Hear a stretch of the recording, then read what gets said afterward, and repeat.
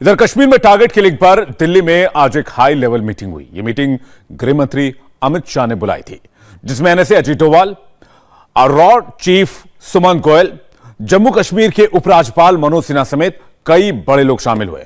बताया जा रहा है कि इस बैठक में कश्मीर में चल रहे टारगेट किलिंग को लेकर आगे की कार्रवाई की पूरी प्लानिंग तैयार कर ली गई है और इसका असर आपको बस 1-2 दिनों में कश्मीर में दिखने भी लगेगा।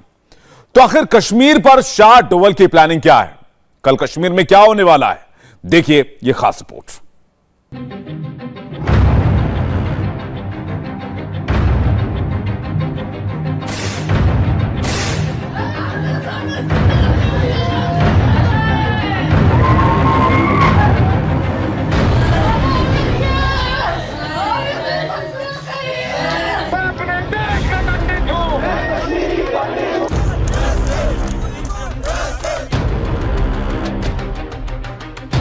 कश्मीर की अहमियत मोदी सरकार में क्या है? कश्मीर से धारा 370 हटाने के बाद देश के बच्चे बच्चे को पता है, दुनिया जानती है, कश्मीर में अमन शांति का मुद्दा मोदी सरकार के लिए पहली प्राथमिकता रही है।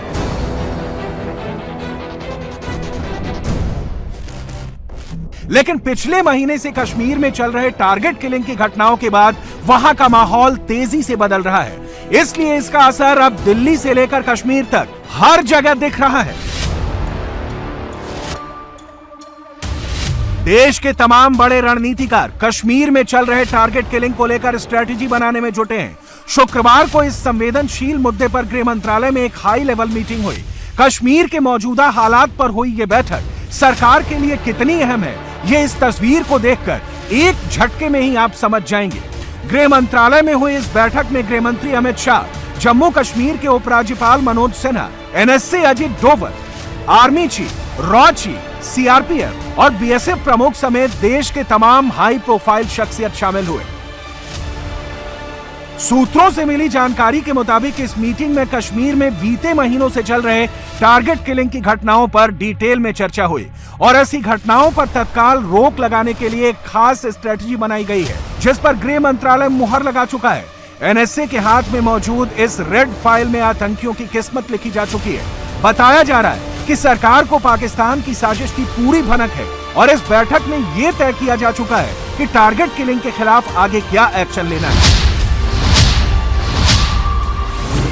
कश्मीर में आतंकियों के लिए रेड अलर्ट, आतंक के खिलाफ रेडी है सरकार की रेड फाइल। बेशक आतंकियों के लिए खतरे की घंटी बज चुकी है, क्योंकि सरकार को यह पता चल चुका है कि कश्मीर में टारगेट किलिंग के पीछे आतंकियों के पनाहगार मुल्क पाकिस्तान की मंशा क्या है और जाहिर तौर पर पाकिस्तान के लिए भी इस तरह की हरकत मुनासिब नहीं होगी। बहरहाल घाटी में लगातार हो रही टारगेट किलिंग के बाद आम कश्मीरी डरे हुए हैं और वो अपना घर बार छोड़कर घाटी से जाने लगे हैं। अनंतनाग के मट्टन पंडित कॉलोनी में तो सन्नाटा पसरा है। यहाँ से 90% लोग पलायन कर चुके हैं और जो बचे हैं वो भी यहाँ से जाने की बात कर रहे हैं। लोगों के दिलो दिमाग पर डर इस कदर हावी हो रहा है कि जो कश्मीरी पंडित मजबूरी में नौकरी के लिए यहाँ रह रहे थे, उनके बच्चे फोन करके उनसे वापस लौट आने की गुहार लगा रहे हैं। 23 दिनों से टेंट में है, लेकिन डर इस बात का नहीं है कि टेंट में है। डर इस बात का है कि घर से बाहर निकलेंगे तो टारगेट किलिंग का खतरा मंडरा रहा है और इसीलिए परिवार के लोग इस समय सदमे में हैं और परेशान हैं। क्या नाम है आपका? मेरा नाम रंजन है सर। इस चारदीवारी के अंदर हाउस अरेस्ट हो गए हैं, निकल पा रहे हैं बाहर या नहीं?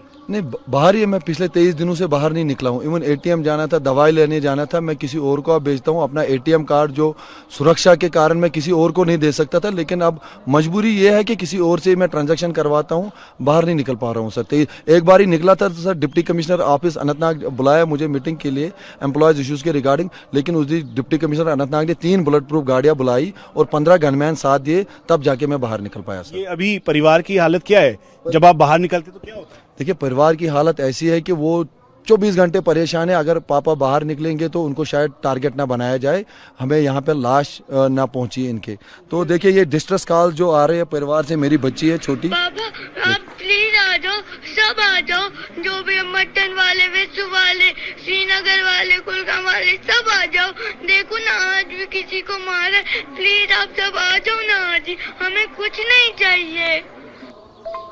ये दूसरी है सर। पापा मैं आपसे भीख मांगती हूँ, आप क्यों अपने आप को इतना हाईलाइट कर रहे हो, क्यों चिल्ला रहे हो? हम यहाँ पर आपकी जगह परेशान हो जाते हैं, आपकी फैमिली नहीं है।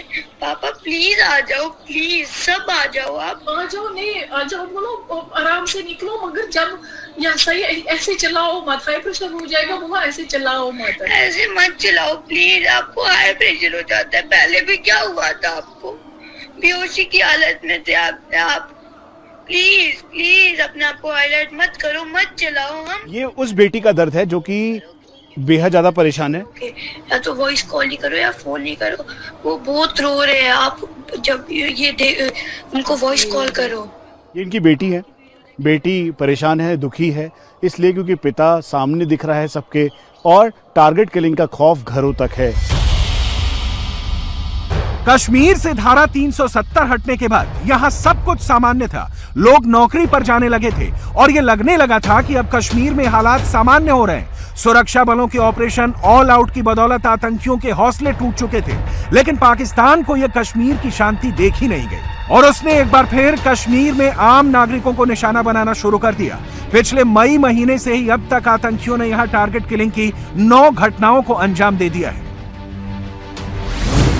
7 मई श्रीनगर सिपाही गुलाम हसन डार की हत्या, 12 मई बडगाम कश्मीरी पंडित राहुल भट्ट की हत्या, 13 मई पुलवामा पुलिसकर्मी रियाज अहमद का कत्ल, 17 मई बारामूला शराब की दुकान पर grenade attack, salesman Ranjit Singh की मौत, 24 मई श्रीनगर पुलिसकर्मी सैफुद्दौला कादरी की हत्या, 7 साल की बेटी घायल, 25 मई बडगाम टीवी कलाकार अमरीन भट्ट की हत्या, 10 साल के भतीजे को भी गोली लगी, 31 मई कुलगाम टीचर रजनी बाला की स्कूल में हत्या, 2 जून कुलगाम बैंक कर्मचारी विजय कुमार का बैंक में कत्ल, 2 जून बडगाम बिहार के रहने वाले दिलखुश कुमार की हत्या।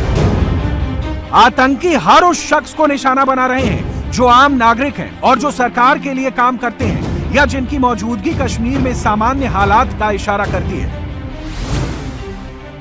कश्मीरी पंडित, डोगरा समुदाय, सूफी संप्रदाय के लोग, दूसरे राज्यों के निवासी, टीवी कलाकार, टीचर, बैंक कर्मचारी, पुलिसकर्मी, कश्मीर को एक बार फिर दहशत में झोंकने की साजिश को नाकाम करने की पूरी तैयारी हो चुकी है।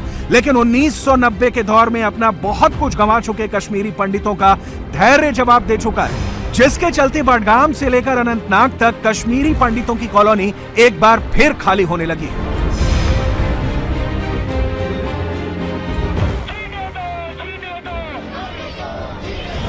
कश्मीरी पंडितों की शिकायत है कि सरकार दावे तो करती है, लेकिन ग्राउंड जीरो पर जो उन्हें भुगतना पड़ता है उसे देखने के लिए यहां कोई सरकारी नुमाइंदा नहीं आता।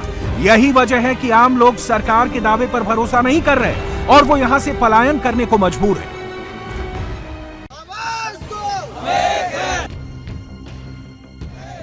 विस्थापन का दर्द झेलने को मजबूर इन कश्मीरी पंडितों के चेहरे पर खौफ और दर्द दोनों साफ साफ देखा जा सकता है। इनकी सरकार से बस एक ही मांग है, या तो इन्हें सुरक्षा मुहैया कराया जाए या फिर सुरक्षित जगह भेज दिया जाए। तैयारी कर रहे निकलने की सर, और बाकी तो निकल चुके। आप देख रहे हैं नीचे, ऊपर से नीचे तक अब 10 ही परिवार बच गए। यहाँ पे 96 फैमिलीज हम रहते हैं, उसमें से अब 10 ही परिवार बच गए सर। हरी लग रहा है इसलिए तो जा रहे हैं। कौन अपनी मातृभूमि को छोड़ के कौन जाना चाहता है, कौन अपने घर को छोड़ के जाना चाहता है। पिछले 12 सालों से अगर हम यहाँ पे काम कर रहे थे, एक अच्छा शांति का माहौल था, प्यार का माहौल था, लेकिन जिस प्रकार से कुछ पिछले अक्टूबर 2021 से भय का माहौल शुरू हो गया, जिसमें टारगेट किलिंग शुरू हो गई, चाहे उसमें कश्मीरी हिंदूज हो, सिख हो, मुसलमान हो, चुन चुन के देश प्रेमी लोगों को, देशभक्त लोगों को मारा जा रहा है। तो इस प्रकार से हम भी देशभक्त लोग हैं। हमने यहाँ पे कश्मीर के अंदर अपना तिरंगा बुलंद किया था एक बारी फिर से इस सरजमीन पे। देखिए, लेफ्टिनेंट गवर्नर से हमारी लगातार बातचीत चलती आ रही है। उससे हम मिले भी, 2.5 घंटा मिले भी उससे बातचीत भी की। हमने उनको स्पष्ट रूप में बोला कि इस समय ये बातचीत एम्प्लॉयज इश्यूज पे करने का नहीं है। इस समय बातचीत है तो हमारी सुरक्षा आप कैसे सुनिश्चित करेंगे, उस पर आप बातचीत कीजिए सर। कश्मीरी पंडितों के दिल में एक तरफ जहां खौफ है तो दूसरी तरफ उनके अंदर गुस्सा भी भरा है, जिसे वो लगातार दबाते आ रहे हैं। हम बडगाम के उस घर में भी गए जहां मई के दूसरे हफ्ते तक कश्मीर के तहसील कार्यालय में काम करने वाले राहुल भट्ट रहा करते थे, जिनकी हत्या आतंकियों ने दफ्तर में घुसकर कर दी थी। वो दिन और आज का दिन इस कॉलोनी से एक एक करके घर छोड़कर जाने वालों का सिलसिला जारी है। ये शेखपुरा कॉलोनी का वो घर है जिसने एक बार फिर से कश्मीरी पंडितों को एक साथ एकजुट कर कर आतंकवाद के खिलाफ आवाज उठाने के लिए मजबूर कर दिया। ये घर है राहुल भट्ट का। राहुल भट्ट की हत्या आतंकियों ने की और फिर उसके बाद पूरे कश्मीरी पंडित रोड पर आ गए। ये राहुल पंडित का ये घर जो इस समय ताला लगा हुआ है। सिर्फ यही नहीं बल्कि इस शेखपुरा कॉलोनी में कई कश्मीरी पंडित हैं जो अब यहाँ से जा चुके हैं। इसी बिल्डिंग के अंदर कुल मिला के 6 घर हैं। लगभग सभी की हालत वही है। जो दूसरे घर हैं उन पे भी ताला लगा हुआ है। कुछ लोग यहाँ पर हैं अपने बच्चों के ऑनलाइन क्लासेस का वेट कर रहे हैं और फिर उसके बाद वो यहाँ से जाने के लिए मजबूर हैं क्योंकि उनको अपनी सुरक्षा चाहिए। और इसीलिए ये शेखपुरा की कश्मीरी पंडित कॉलोनी जहाँ पर घरों में लोगों के ताला लगा हुआ है, लोग अपने घरों को छोड़ के जा रहे हैं। वजह बिल्कुल क्लियर है कि इस आतंकवाद से लड़ाई में वो चाहते हैं कि जल्द से जल्द उन लोगों का खात्मा हो जो कि आतंकवाद कश्मीरी पंडितों के खिलाफ या फिर टारगेट किलिंग कर कर यहाँ घाटी को अस्थिर करने की कोशिश कर रहे हैं। राहुल भट्ट का परिवार भी साल 1990 के दशक में घाटी छोड़कर चला गया था, लेकिन नौकरी की मजबूरी एक बार फिर राहुल भट्ट को कश्मीर खींच लाई। राहुल भट्ट को यकीन था कि मौजूदा सरकार के प्रयासों से कश्मीर के हालात और बेहतर होते जाएंगे और कश्मीरी पंडितों का परिवार यहाँ सुरक्षित रहेगा। लेकिन उनकी हत्या के बाद उनके घर वाले और दोस्त उस फैसले को गलती मान रहे हैं, क्योंकि उन्हें एक बार फिर ये महसूस होने लगा है कि वो यहाँ जिंदा रह भी गए तो उनकी आने वाली पीढ़ियों का भविष्य क्या होगा। अपने बच्चे के स्कूल से टीसी लेने जा रहे इस पिता के हालात को समझिए। ये कश्मीरी पंडित हैं और ये सुरक्षा बल की गाड़ी में बैठकर बच्चे के स्कूल से टीसी लेने जा रहे हैं। पुलिस और सुरक्षा बलों की कई गाड़ियां इन्हें कवर करके उस स्कूल तक ले जा रही है जहां ये अपने बच्चे की टीसी ले सकेंगे। ये परिवार शेखपुरा में कश्मीरी पंडितों के लिए बनाए गए कैंप में रहता है। सवाल है, ऐसे हालात में कश्मीरी पंडित यहाँ किस भरोसे पर परिवार के साथ रहने को तैयार होंगे। ये सिक्योरिटी का कवर दिया गया हमें, अपने बच्चों के लिए जा रहे हैं, वो टीसी लेके आएंगे वहां पर और उनसे बात करेंगे ऑनलाइन के लिए। ये प्रोवाइड की गई हमें सिक्योरिटी स्कूल तक और मीडिया को अलाउड नहीं किया जाता अंदर। ये ऑन लोड है, हम लोग अंडर सिक्योरिटी हम यहाँ से जा रहे हैं यहाँ बच्चों की आगे फ्यूचर की बात करने के लिए स्कूलों में शेखपुरा से। कश्मीर में आतंकवादियों के सफाये के लिए सुरक्षा बल लगातार ऑपरेशन चला रहे हैं। सरकार ने भी आतंकियों को फंड करने वाली संस्थाओं की पहचान कर उस पर रोक लगा दी है। शायद यही वजह है आतंकी संगठन पूरी तरह से बौखलाए हुए हैं, जिसकी खींच उतारने के लिए वो आम नागरिकों को निशाना बना रहे हैं। लेकिन यकीनन हालात सुधरने वाले हैं, क्योंकि आतंकियों के ताबूत में आखिरी कील ठोकने की प्लानिंग एनएसए के इस रेड फाइल में कोड हो चुकी है। इंडिया टीवी हर वक्त हर जगह डाउनलोड करने के लिए सर्च करें India TV news Google play store या ऐप स्टोर पर।